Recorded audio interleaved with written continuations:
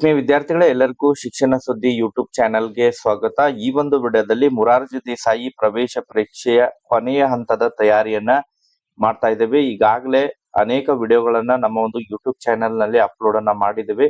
ಕಳೆದ ಸುಮಾರು 2-3 ವರ್ಷದ ಪ್ರಶ್ನೆ ಪತ್ರಿಕೆಯನ್ನ ಸಾಲ್ವ್ ಮಾಡ್ತಾ ಬರ್ತಾ ಇದ್ದೇವೆ ವಿದ್ಯಾರ್ಥಿಗಳೇ. ಸೊ ಈ ಒಂದು ವಿಡಿಯೋದಲ್ಲಿ 2022ರ ಪ್ರಶ್ನೆ ಪತ್ರಿಕೆಯ EVS ಪ್ರಶ್ನೆಗಳನ್ನ ಸಾಲ್ವ್ ಮಾಡ್ತೀನಿ. ತಮಗೆ ಈ ಹಿಂದೆ ಹಾಕಿರುವಂತಹ ವಿಡಿಯೋಗಳನ್ನ ತಾವು ಇನ್ನೂ ವೀಕ್ಷಣೆ ಮಾಡಿಲ್ಲ ಅಂತ ಹೇಳಿದ್ರೆ ಈ ಒಂದು ವಿಡಿಯೋದ ಡಿಸ್ಕ್ರಿಪ್ಷನ್ ಬಾಕ್ಸ್ ನಲ್ಲಿ, ಅದ್ರ ಜೊತೆಗೆ ಕಮೆಂಟ್ ಸೆಕ್ಷನ್ ಅಲ್ಲಿ ಮತ್ತು ಎಂಡ್ ಸ್ಕ್ರೀನ್ ನಲ್ಲೂ ಕೂಡ ಲಿಂಕ್ ಅನ್ನ ಹಾಕಿರ್ತೇನೆ. ಅಲ್ಲಿಂದ ಹೋಗಿ ತಾವು ಅದನ್ನ ಚೆಕ್ ಮಾಡ್ಕೋಬಹುದು. ಯಾಕಂತ ಹೇಳಿದ್ರೆ ಇನ್ನು ಒಂದು ವಾರ ಪರೀಕ್ಷೆ ಇದೆ. ಕೊನೆಯ ಹಂತದ ತಯಾರಿ, ಯಾವ ರೀತಿ ತಮಗೆ ಎಕ್ಸಾಮಿಗೆ ಪ್ರಶ್ನೆಗಳು ಬರುತ್ತೆ, ಪಕ್ಕಾ ಎಕ್ಸಾಮಿಗೆ ಯಾವೆಲ್ಲ ಪ್ರಶ್ನೆಗಳು ರಿಪೀಟ್ ಆಗುತ್ತೆ, ಸೊ ಅದ್ರ ಬಗ್ಗೆ ಕಂಪ್ಲೀಟ್ ಆದಂತಹ ಮಾಹಿತಿ ನಿಮಗೆ ಈ ಒಂದು ವಿಡಿಯೋದಲ್ಲಿ ಲಭ್ಯವಾಗಲಿದೆ. ಆ ಕಾರಣಕ್ಕಾಗಿ ಪ್ರತಿಯೊಬ್ರು ಕೂಡ ತಾವು ಚಾನೆಲ್ ಅನ್ನ ಸಬ್ಸ್ಕ್ರೈಬ್ ಮಾಡಿ ಇಟ್ಕೊರಿ. ಅದ್ರ ಜೊತೆಗೆ ನೋಟಿಫಿಕೇಶನ್ ಕೂಡ ಆನ್ ಮಾಡ್ಕೊಂಡ್ರೆ ನಾವು ಹಾಕಿರುವಂತಹ ವಿಡಿಯೋ ತಮಗೆ ನೋಟಿಫೈ ಆಗುತ್ತೆ. ಹಾಗಾದ್ರೆ ಬನ್ನಿ ವಿದ್ಯಾರ್ಥಿಗಳೇ, ಇವತ್ತಿನ ಈ ಒಂದು ವಿಡಿಯೋನ ಪ್ರಾರಂಭಿಸೋಣ. ವಿದ್ಯಾರ್ಥಿಗಳ EVS ಗೆ ಸಂಬಂಧಪಟ್ಟಂತೆ ಪ್ರಶ್ನೆಗಳನ್ನ ತಮಗೆ ಸಾಲ್ವ್ ಮಾಡ್ತಾ ಹೋಗ್ತೇನೆ. ಇಲ್ಲೇ ಮೊದಲನೇ ಪ್ರಶ್ನೆ, ಜೀವಿಗಳ ದೇಹವು ರಚನೆಯಾಗಿರುವುದು ಅಂತ ಹೇಳಿ ಕೇಳಿದರೆ, ಜೀವಿಗಳ ದೇಹವು ಯಾವುದರಿಂದ ರಚನೆಯಾಗಿದೆ? ಆಪ್ಷನ್ ಎ ಅಲ್ಲಿ ಮಾಂಸಖಂಡ ಅಂತ ಹೇಳ್ಕೊಟ್ಟಿದ್ದಾರೆ. ಎರಡನೇದರಲ್ಲಿ ಜೀವಕೋಶಗಳು, ಮೂಳೆ ಮತ್ತು ಚರ್ಮ. ಇಲ್ಲಿ ಜೀವಿಗಳ ದೇಹವು ಮೂಲ ವಸ್ತು, ರಚನೆಯಾಗಿರುವಂತಹ ಮೂಲ ವಸ್ತು ಅಂತ ಹೇಳಿದ್ರೆ ಇಲ್ಲಿ ಆಪ್ಷನ್ ಬಿ ಇದಕ್ಕೆ ಸರಿಯಾದಂತಹ ಉತ್ತರ ಬರುತ್ತೆ. ಜೀವಕೋಶಗಳಿಂದ ಜೀವಿಗಳು ರಚನೆ ಆಗಿದ್ದಾವೆ. ಸೊ ಆ ಕಾರಣಕ್ಕಾಗಿ ಸರಿಯಾದಂತಹ ಉತ್ತರ ಅಂತ ಹೇಳಿದ್ರೆ ಜೀವಕೋಶಗಳು ಬರುತ್ತೆ. ಎರಡನೇ ಪ್ರಶ್ನೆ, ವಿಭಕ್ತ ಕುಟುಂಬದ ಬಗ್ಗೆ ತಪ್ಪಾಗಿರುವ ಹೇಳಿಕೆ ಯಾವುದು? Which statement is wrong about joint family? Joint family ಅಂತ ಹೇಳಿದ್ರೆ ಅವಿಭಕ್ತ ಕುಟುಂಬ. ಇಲ್ಲೇ ಅವರು ಒಂದೇ ಕಡೆ ವಾಸ ಮಾಡುತ್ತಾರೆ ಇದೆ ಕರೆಕ್ಟ್ ಇದೆ. ಈ ಸ್ಟೇಟ್ಮೆಂಟ್ ಕರೆಕ್ಟ್ ಇದೆ. ಅವರು ಒಂದೇ ಅಡುಗೆ ಮನೆಯಲ್ಲಿ ಸಿದ್ಧಪಡಿಸಿದ ಆಹಾರವನ್ನ ಸೇವಿಸುತ್ತಾರೆ, ಇದು ಕೂಡ ಸರಿ ಇದೆ. ಮಕ್ಕಳಿಗೆ ಹಿರಿಯರ ಮಾರ್ಗದರ್ಶನ ದೊರೆಯುವುದಿಲ್ಲ ಅಂತ ಹೇಳ್ಕೊಟ್ಟಿದ್ದಾರೆ. ಇಲ್ಲಿ ದೊರೆಯುವುದಿಲ್ಲ ಅಂತ ಹೇಳ್ಕೊಟ್ಟಿದ್ದಾರೆ. ಸೊ ಆ ಕಾರಣಕ್ಕಾಗಿ ಈ ಸ್ಟೇಟ್ಮೆಂಟ್ ರಾಂಗ್ ಸ್ಟೇಟ್ಮೆಂಟ್ ಇದೆ ಇದು. ನೆಕ್ಸ್ಟ್, ಸದಸ್ಯರು ರಕ್ತ ಸಂಬಂಧಿಗಳಾಗಿರುತ್ತಾರೆ, ಬ್ಲಡ್ ರಿಲೇಟಿವ್ಸ್ ಆಗ್ತಾರೆ, ಸೊ ಇದು ಕೂಡ ಸರಿಯಾಗುತ್ತೆ. ಸೊ ಆ ಕಾರಣಕ್ಕಾಗಿ ಇಲ್ಲಿ ಆಪ್ಷನ್ ಸಿ ಇದು ಕರೆಕ್ಟ್ ಆಗುತ್ತೆ ಸ್ಟೇಟ್ಮೆಂಟ್. ನೆಕ್ಸ್ಟ್, ಮೂರನೇ ಪ್ರಶ್ನೆಯನ್ನ ಸಾಲ್ವ್ ಮಾಡೋಣ. ಮೂರನೇ ಪ್ರಶ್ನೆ ತಾವಿಲ್ಲಿ ನೋಡ್ತಾ ಇರುವ ಹಾಗೆ, ಕೃಷಿ ಚಟುವಟಿಕೆಗೆ ಬೇಕಾದ ಕಬ್ಬಿಣದ ಸಲಕರಣೆಗಳನ್ನು ಯಾರಿಂದ ಪಡೆಯುತ್ತೀರಿ ಅಂತ ಕೇಳಿದರೆ ನೇಕಾರ. ನೇಕಾರ ಅಂತ ಹೇಳಿದ್ರೆ ಬುಟ್ಟಿ ಹೆಣೆಯೋರು, ಇದು ಬರಂಗಿಲ್ಲ. ನೆಕ್ಸ್ಟ್, ಬಡಿಗೆ ಅಂತ ಹೇಳಿದ್ರೆ ಕಟ್ಟಿಗೆ ಕೆಲಸ ಮಾಡೋರು ಬರಂಗಿಲ್ಲ, ಬುಟ್ಟಿ ಹೆಣೆಯೋರು ಬರಂಗಿಲ್ಲ. ಸೊ ಕಮ್ಮಾರ ಅಂತ ಹೇಳಿದ್ರೆ ಕಬ್ಬಿಣದ ಕೆಲಸಗಳನ್ನ ಮಾಡೋರು. ಸೊ ಆಪ್ಷನ್ ಬಿ ಇದಕ್ಕೆ ಸರಿಯಾದಂತಹ ಉತ್ತರ ಬರುತ್ತೆ. ನಾಲ್ಕನೇ ಪ್ರಶ್ನೆ, ಯಾವುದು ಅಪಾಯಕಾರಿ ಕ್ರೀಡೆಯಾಗಿದೆ? Which of the following is a dangerous game? Okay, ಇಲ್ಲಿ ಅಡ್ವೆಂಚರಸ್ ಗೇಮ್ ಅಂತ ಹೇಳಿ ನಾವು ಇದನ್ನ ಕರಿತೀವಿ. ಆಪ್ಷನ್ ಎ ಅಲ್ಲಿ ತೆಪ್ಪದಾಟ ಕೊಟ್ಟಿದ್ದಾರೆ, ಫುಟ್ಬಾಲ್ ಕೊಟ್ಟಿದ್ದಾರೆ, ಈಜು ಮತ್ತು ಕ್ರಿಕೆಟ್ ಕೊಟ್ಟಿದ್ದಾರೆ. ಇಲ್ಲೇ ಡೇಂಜರಸ್ ಗೇಮ್ ಅಂತ ಹೇಳಿದ್ರೆ ತೆಪ್ಪದಾಟ. ಆಪ್ಷನ್ ಎ ಇದಕ್ಕೆ ಸರಿಯಾದಂತಹ ಉತ್ತರ ಬರುತ್ತೆ. ನೆಕ್ಸ್ಟ್, ಅದೇ ರೀತಿ ಐದನೇ ಪ್ರಶ್ನೆ, ನಮ್ಮ ದೇಶದ ರಾಷ್ಟ್ರೀಯ ಮರ ಯಾವುದು? The national tree of our country ಅಂತ ಹೇಳಿ ಕೇಳಿದರೆ ನಮ್ಮ ದೇಶದ ರಾಷ್ಟ್ರೀಯ ಮರ ಅಂತ ಹೇಳಿದ್ರೆ ಆಲದ ಮರ ಬರುತ್ತೆ. ಇಲ್ಲೇ ಹಲಸಿನ ಮರ ಕೊಟ್ಟಿದ್ದಾರೆ, ಮಾವಿನ ಮರ ಕೊಟ್ಟಿದ್ದಾರೆ, ತೆಂಗಿನ ಮರ ಕೊಟ್ಟಿದ್ದಾರೆ. ಇಲ್ಲ, ಆಪ್ಷನ್ ಎ ಇದಕ್ಕೆ ಸರಿಯಾದಂತಹ ಉತ್ತರ ಬರುತ್ತೆ, ಆಲದ ಮರ ಇದಕ್ಕೆ ಸರಿಯಾದಂತಹ ಉತ್ತರ. ನೆಕ್ಸ್ಟ್, ಅದಾದ ನಂತರ ಆರನೇ ಪ್ರಶ್ನೆಯನ್ನ ಸಾಲ್ವ್ ಮಾಡೋಣ. ಆರನೇ ಪ್ರಶ್ನೆಯಲ್ಲಿ ತಾವು ಇಲ್ಲೇ ನೋಡ್ತಾ ಇರುವ ಹಾಗೆ, ಭೂಮಿಯನ್ನು ಹೊದಿಕೆಯಂತೆ ಆವರಿಸಿರುವಂತಹ ವಾಯುವನ್ನು ಹೀಗೆನ್ನುತ್ತಾರೆ ಅಂತ ಹೇಳಿ ಕೊಟ್ಟಿದ್ದಾರೆ. ಭೂಮಿಯನ್ನು ಹೊದಿಕೆಯಂತೆ ಆವರಿಸಿರುವಂತಹ ವಾಯುವನ್ನು ಹೀಗೆನ್ನುತ್ತಾರೆ. ಭೂಮಿಯ ಹೊರಪದರ, ಜಲಗೋಳ, ವಾತಾವರಣ ಮತ್ತು ಜೀವಗೋಳ ಅಂತ ಹೇಳಿದರೆ, ಸೊ ಭೂಮಿಯ ಹೊರಪದರ, ಭೂಮಿಯ ಸುತ್ತಲೂ, ಭೂಮಿ ಇದನ್ನ ನಾವು ಕರಿತೀವಿ. ಸೊ ಇದ್ರ ಆವರಿಸಿರುವಂತಹ ಭಾಗವನ್ನ ನಾವು ವಾತಾವರಣ ಅಥವಾ ಅಟ್ಮಾಸ್ಫಿಯರ್ ಅಂತ ಹೇಳಿ ನಾವು ಏನ ಕರಿತೀವಿ. ಸೊ ಇದಕ್ಕೆ ಸರಿಯಾದಂತಹ ಉತ್ತರ ಅಂತ ಹೇಳಿದ್ರೆ ಆಪ್ಷನ್ ಸಿ ಇದಕ್ಕೆ ಸರಿಯಾದಂತಹ ಉತ್ತರ ಬರುತ್ತೆ. ನೆಕ್ಸ್ಟ್, ಅದೇ ರೀತಿ ಏಳನೇ ಪ್ರಶ್ನೆ, ಸ್ಟ್ರಾ ನಲ್ಲಿ ನೀರು ಮೇಲಕ್ಕೆ ಬರುವುದರ ಕಾರಣ? ನಾವು ಸ್ಟ್ರಾ ಮೂಲಕ ನೀರನ್ನ ಮೇಲಕ್ಕೆ ಎತ್ತುವುದು. ಒಂದು ಎಳ್ನೀರಿನಲ್ಲಿರುವಂತಹ ನೀರನ್ನ ತಾವು ಕುಡಿಯುವಂತಹ ಸಂದರ್ಭದಲ್ಲಿ ಸ್ಟ್ರಾಗೆ ತಾವೇನ್ ಮಾಡ್ತೀವಿ, ಗಾಳಿಯ ಒತ್ತಡವನ್ನ ಹಾಕಿದಾಗ ಇದರಲ್ಲಿರುವಂತಹ ನೀರು ಮೇಲ್ಮುಖವಾಗಿ ಬರುತ್ತೆ.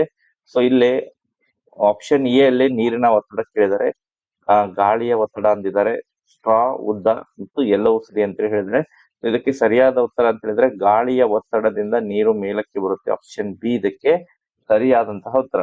ನೆಕ್ಸ್ಟ್ ಅದೇ ರೀತಿ 8ನೇ ಪ್ರಶ್ನೆ, ಶಿವಮೊಗ್ಗ ಜಿಲ್ಲೆಯ ಮುಖ್ಯ ಬೆಳೆ ಯಾವುದು ಅಂತ ಹೇಳಿ ಕೊಟ್ಟಿದ್ದಾರೆ. ಇಲ್ಲೇ ಭತ್ತ ಕೊಟ್ಟಿದ್ದಾರೆ, ಅಡಿಕೆ, ಕಬ್ಬು. ಓಕೆ, ನಾವು ಇದನ್ನ ಕಮೆಂಟ್ ಸೆಕ್ಷನ್ ಅಲ್ಲಿ ಕಮೆಂಟ್ ಮಾಡಿ ತಿಳಿಸಬೇಕು ಇಲ್ಲಿ ಯಾವುದು ಸರಿಯಾದಂತಹ ಉತ್ತರ ಬರುತ್ತೆ ಎಂಬುದರ ಬಗ್ಗೆ. ನೆಕ್ಸ್ಟ್ ಅದಾದ ನಂತರ 9ನೇ ಪ್ರಶ್ನೆ, ಒಬ್ಬ ಮನುಷ್ಯನು ತನ್ನ ಸ್ಥೂಲಕಾಯದಿಂದಾಗಿ ಅಧಿಕ ರಕ್ತದ ಒತ್ತಡ ಮತ್ತು ಹೃದಯಾಘಾತದಿಂದ ನೆರಳುತ್ತಿದ್ದಾನೆ. ಇದಕ್ಕೆ ಕಾರಣವಾದ ಆಹಾರ ಯಾವುದು ಅಂತ ಹೇಳಿದರೆ, ಇದಕ್ಕೆ ಕಾರಣವಾದ ಆಹಾರ ಅಂತ ಹೇಳಿದರೆ ಜೀವಸತ್ವ, ಪ್ರೋಟೀನ್ಗಳು, ಕಾರ್ಬೋಹೈಡ್ರೇಟ್ಗಳು, ಫ್ಯಾಟ್ಗಳು. ಓಕೆ, ಅತ್ಯಂತ ಹೆಚ್ಚು ಫ್ಯಾಟ್ ಅನ್ನ ಬಳಕೆ ಮಾಡೋದ್ರಿಂದ ಹೃದಯಾಘಾತದಿಂದ ಮತ್ತು ಬ್ಲಡ್ ಪ್ರೆಷರ್ ಸಂಬಂಧಂತಹ ಕಾಯಿಲೆಗಳಿಂದ ನೆರಳುವಂತಹ ಆಪ್ಷನ್ ಸಿ ಇದಕ್ಕೆ ಸರಿಯಾದಂತಹ ಉತ್ತರ. ನೆಕ್ಸ್ಟ್ 10ನೇ ಪ್ರಶ್ನೆ, ಬರಗಾಲದ ಮಿತ್ರರು ಯಾರು? Who is the friends in famine ಅಂತ ಹೇಳಿದ್ರೆ ಸಿರಿಧಾನ್ಯಗಳು ಬರುತ್ತವೆ. ಯಾಕಂತ ಹೇಳಿದ್ರೆ ಸಿರಿಧಾನ್ಯಗಳನ್ನ ಬರಗಾಲದ ಮಿತ್ರರು ಅಂತ ಹೇಳಿ ಯಾಕೆ ಕರೀತಾರೆ ಅಂತ ಹೇಳಿದ್ರೆ ಇವುಗಳನ್ನ ನಾವು ಕಡಿಮೆ ನೀರಿನಲ್ಲಿ ಕೂಡ ನಾವು ಇವುಗಳನ್ನ ಬೆಳಿಬಹುದು. ಇವುಗಳನ್ನ ಬೆಳಿಲಿಕ್ಕೆ ಹೆಚ್ಚು ನೀರಿನ ಅವಶ್ಯಕತೆ ಇಲ್ಲ ಮತ್ತು ಹೆಚ್ಚು ರಾಸಾಯನಿಕ ಗೊಬ್ಬರಗಳನ್ನ ಬಳಸುವಂತ ಅವಶ್ಯಕತೆ ಇಲ್ಲ. ಸೊ ಆ ಒಂದು ಕಾರಣಕ್ಕಾಗಿ ಇವುಗಳನ್ನ ನಾವು ಬರಗಾಲದ ಮಿತ್ರರು ಅಂತ ಇದನ್ನ ಕರಿತೀವಿ. ನೆಕ್ಸ್ಟ್ ಅದಾದ ನಂತರ ಮುಂದಿನ ಪ್ರಶ್ನೆಯನ್ನ ಸಾಲ್ವ್ ಮಾಡೋಣ. 11ನೇ ಪ್ರಶ್ನೆ.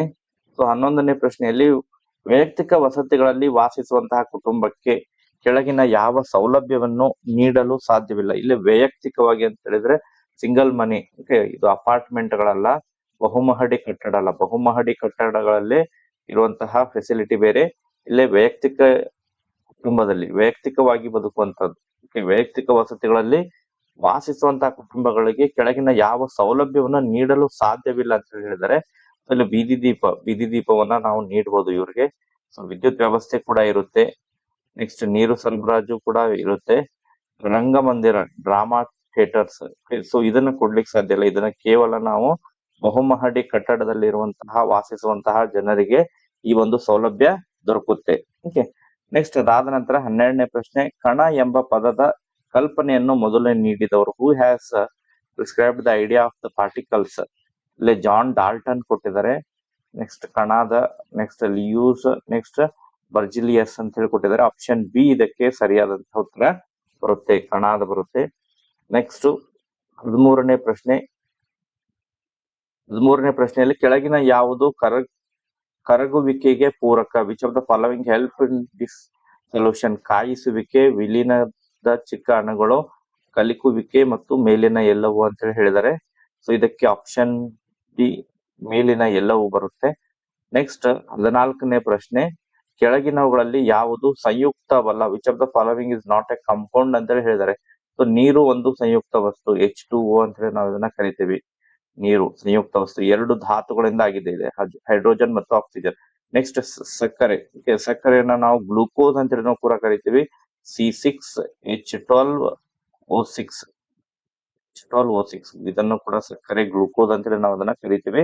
ಸೊ ಇದು ಕೂಡ ಒಂದು ಸಂಯುಕ್ತ ವಸ್ತು. ಗಾಳಿ ಇದು ಸಂಯುಕ್ತ ವಸ್ತು ಅಲ್ಲ, ಕಾರ್ಬನ್ ಡೈಆಕ್ಸೈಡ್ CO2, ಇಲ್ಲೂ ಕೂಡ ಎರಡು ಧಾತುಗಳಿದಾವೆ. ಗಾಳಿ ಒಂದು ಮಿಶ್ರಣಕ್ಕೆ ಉದಾಹರಣೆ ಬರುತ್ತೆ. ಸೊ ಆಪ್ಷನ್ ಸಿ ಇದಕ್ಕೆ ಸರಿಯಾದಂತಹ ಉತ್ತರ ಬರುತ್ತೆ. ಓಕೆ, ಸಂಯುಕ್ತವಲ್ಲ ಅಂತ ಹೇಳಿದ್ರೆ ಗಾಳಿ. ನೆಕ್ಸ್ಟ್ 15ನೇ ಪ್ರಶ್ನೆ, ಹರಿಯುತ್ತಿರುವಂತಹ ನೀರು ಈ ಶಕ್ತಿಯನ್ನು ಹೊಂದಿದೆ? ಹರಿಯುತ್ತಿರುವಂತಹ ನೀರು, ಫ್ಲೋಯಿಂಗ್ ವಾಟರ್, ಹರಿಯುವಂತಹ ನೀರು ಚಲನ ಶಕ್ತಿಯನ್ನು ಹೊಂದಿರುತ್ತೆ. ಪ್ರಚನ್ನ ಶಕ್ತಿ ಅಂದ್ರೆ ಎನರ್ಜಿ ಒಂದ್ ಕಡೆ ಸ್ಟೋರ್ ಆಗಿರುವಂತಹ ಎನರ್ಜಿನ ನಾವು ಪ್ರಚನ್ನ ಶಕ್ತಿ, ಸಂಗ್ರಹವಾದಂತಹ ಶಕ್ತಿಯನ್ನ ನಾವು ಪ್ರಚನ್ನ ಶಕ್ತಿ ಅಂತ ಹೇಳಿ ಕರಿತೀವಿ. ಇಲ್ಲಿ ಚಲನೆಯಿಂದ ಆದಂತಹ ಶಕ್ತಿಯನ್ನ ಚಲನ ಶಕ್ತಿ ಅಂತ ಹೇಳಿ ಕರಿತೀವಿ. ನೀರು ಹರಿಯುವುದು ಅಂತ ಹೇಳಿದ್ರೆ ಚಲನೆಯಲ್ಲಿದೆ. ಸೊ ಆ ಕಾರಣಕ್ಕಾಗಿ ಆಪ್ಷನ್ ಬಿ ಇದಕ್ಕೆ ಸರಿಯಾದಂತಹ ಉತ್ತರ ಬರುತ್ತೆ. ನೆಕ್ಸ್ಟ್ ಅದೇ ರೀತಿ 16ನೇ ಪ್ರಶ್ನೆ. 16ನೇ ಪ್ರಶ್ನೆಯಲ್ಲಿ ಸೂರ್ಯನಿಗೆ ಹತ್ತಿರವಿರುವಂತಹ ಗ್ರಹ ಯಾವುದು? ಸೂರ್ಯನಿಗೆ ಹತ್ತಿರವಿರುವಂತಹ ಗ್ರಹ ಕೇಳಿದರೆ ಸೂರ್ಯನಿಗೆ ಹತ್ತಿರವಿರುವಂತಹ ಗ್ರಹ ಇಲ್ಲಿ ಆಪ್ಷನ್ ಎ ಅಲ್ಲಿ ಭೂಮಿ ಕೊಟ್ಟಿದ್ದಾರೆ, ಬುಧ, ಶುಕ್ರ, ಯುರೇನಸ್ ಕೊಟ್ಟಿದ್ದಾರೆ. ಸೊ ಭೂಮಿಗೆ ಸಮೀಪ ಇರುವಂತಹ ಗ್ರಹ ಅಂತ ಹೇಳಿದ್ರೆ ಬುಧ ಗ್ರಹ ಬರುತ್ತೆ. ಆಪ್ಷನ್ ಬಿ ಇದಕ್ಕೆ ಸರಿಯಾದಂತಹ ಉತ್ತರ ಬರುತ್ತೆ. ಭೂಮಿ 3ನೇ ಗ್ರಹ ಬರುತ್ತೆ. ಶುಕ್ರ ಅತ್ಯಂತ ಪ್ರಕಾಶಮಾನವಾದಂತಹ ಗ್ರಹ ಬರುತ್ತೆ. ನೆಕ್ಸ್ಟ್ 17ನೇ ಪ್ರಶ್ನೆ. ಇಲ್ಲಿ 17ನೇ ಸೌರವ್ಯೂಹದ ಭೂಕೇಂದ್ರಿತ ಮಾದರಿಯನ್ನು ಪ್ರತಿಪಾದಿಸಿದವರು.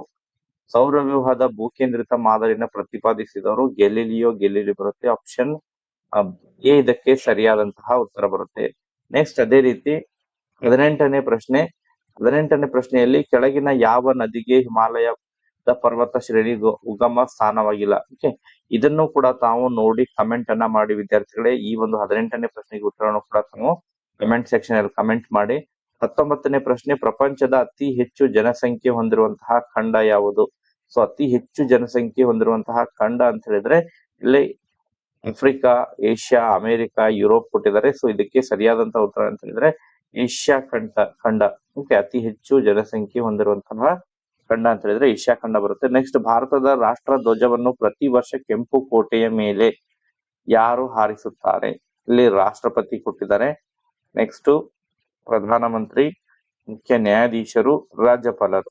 ಇದು ಆಪ್ಷನ್ ಬಿ ಬರುತ್ತೆ. ಪ್ರಧಾನಮಂತ್ರಿ ಅವರು ಪ್ರತಿ ವರ್ಷನೂ ಕೂಡ ಈ ಕೆಂಪು ಕೋಟೆಯ ಮೇಲೆ ಧ್ವಜವನ್ನ ಹಾರಿಸ್ತಾರೆ. ಓಕೆ ವಿದ್ಯಾರ್ಥಿಗಳೇ, ಮುಂದಿನ ಒಂದು ವಿಡಿಯೋದಲ್ಲಿ ಮತ್ತೆ EVS ಗೆ ಸಂಬಂಧಪಟ್ಟಂತೆ ಮತ್ತು ಇನ್ನಿತರೆ ಕನ್ನಡ ಮತ್ತು ಇಂಗ್ಲಿಷ್ ಪ್ರಶ್ನೆಗೆ ಸಂಬಂಧಪಟ್ಟಂತೆ ತಮಗೆ ವಿವರಣೆಯನ್ನ ಕೊಡ್ತಾ ಬರ್ತೇನೆ. ಲಾಸ್ಟ್ ಪ್ರಿಪರೇಷನ್ ಅನ್ನ ಈಗ ಕೇವಲ ಸುಮಾರು 1 ವಾರ ಉಳಿದಿದೆ ತಮಗೆ ಮೊರಾರ್ಜಿ ಪರೀಕ್ಷೆಯನ್ನ ಬರೀಲಿಕ್ಕೆ ಅವಕಾಶ. ಸೊ ಆ ಕಾರಣಕ್ಕಾಗಿ ಪ್ರತಿಯೊಬ್ಬರು ಕೂಡ ತಾವು ನೋಟಿಫಿಕೇಶನ್ ಅನ್ನು ಆನ್ ಮಾಡ್ಕೊಂಡಿಟ್ರೆ ನಿಮಗೆ ನಿರಂತರವಾಗಿ ಅಪ್ಡೇಟ್ಗಳು ಲಭ್ಯವಾಗ್ತಾ ಇರ್ತವೆ. Thank you for watching this video.